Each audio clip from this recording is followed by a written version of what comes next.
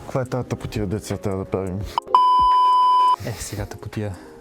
Идеята на шорткаста е да представим нашите продукти, нашите клиенти и да покажем дори на клиентите, на нашите клиенти, как се работи, например, с бензиностанция на самообслужване или пък ще имаме много хубав продукт, в момента е одобрен мобилно приложение, чрез което можеш да отидеш, да заредиш на бензиностанцията, да си платиш през телефона и да си тръгнеш без абсолютно никакъв досег с касиер или с обслужващ бензиностанцията. Това приложение, дето го разработих в рамките на 2 години и имаше сума ти бъгове, дето изчиствахме.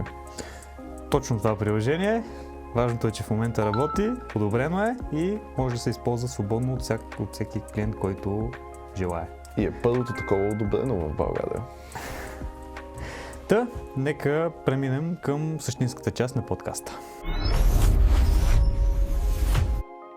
Нека преминем към първия продукт, който ще представим чрез днешния шорткаст, а именно ERP дашборда. Какво представлява ERP дашборда? Това е интерфейс, през който всеки собственик на бензиностанция в реално време вижда своите маржове, печалби и продажби.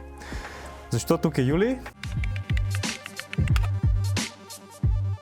Аз съм младо лице на тази фирма, млад програмист. Като цяло моята функция в момента е, освен да разработвам някакви по-големи проекти, също така да запълвам липсващи дупки, които има в фирмата, чисто към софтуерно инженерство.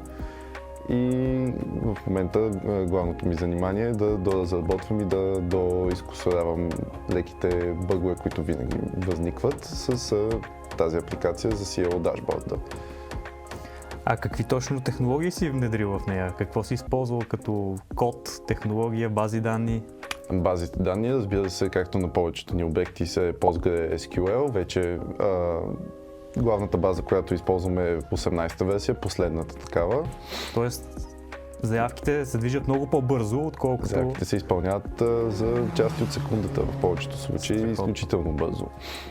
Също така използваме JavaScript технологии, като Node.js за комуникацията с базата данни, React за визуализацията, която клиента вижда, User Experience и UI, както са известни и модерно да се назовават. И също така за по-лесна оптимизация на писането на кода използваме и TypeScript също за типизация. Даже не мога да повярвам, че избегна използването на думата Delphi. Но това, което искахме да кажем е, че използваме най-новите технологии, за да може да сме в крак с времето. Стигнахме до основната част от нашия разговор, а именно апликацията за телефон, чрез която всеки един клиент може да отиде на бензиностанция, след което да освободи колонката, да отвори пистолета, да зареди собствената си кола, след което да върне пистолета и от телефона му, чрез телефона му да се приключи дадената сметка. Добре, това е действително много хубава апликация, първата одобрена в България, но каква е ползата за собствениците на бензиностанциите от тази апликация?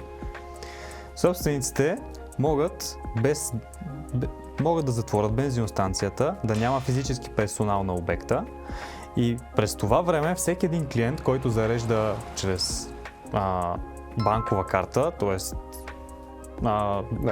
без кешово плащане, без кешово плащане, или клиентите му, които плащат по договор, могат да отидат на бензиностанцията, да се заредят и да си тръгнат, без да се налага комуникация с персонал. С други думи, може да се изолира необходимостта от персонал на всяка една бензиностанция само чрез притежанието на това приложение. И после собственика на бензиностанцията си получава парите по банковата сметка, която си е задал. Точно така. Приложението работи с Viva Wallet. Добре, а клиента как си получава фискалния бон за успешното зареждане? Клиента има няколко варианта.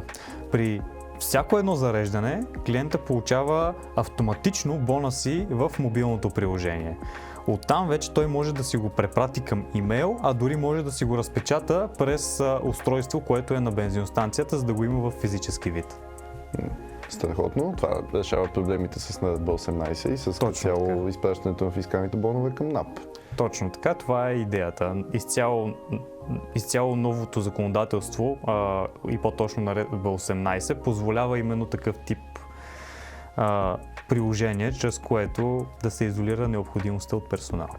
Това беше първият епизод на Debox, нашия шорткаст, и бих искал да благодаря на Юли за отделеното време и разясненията, които предостави.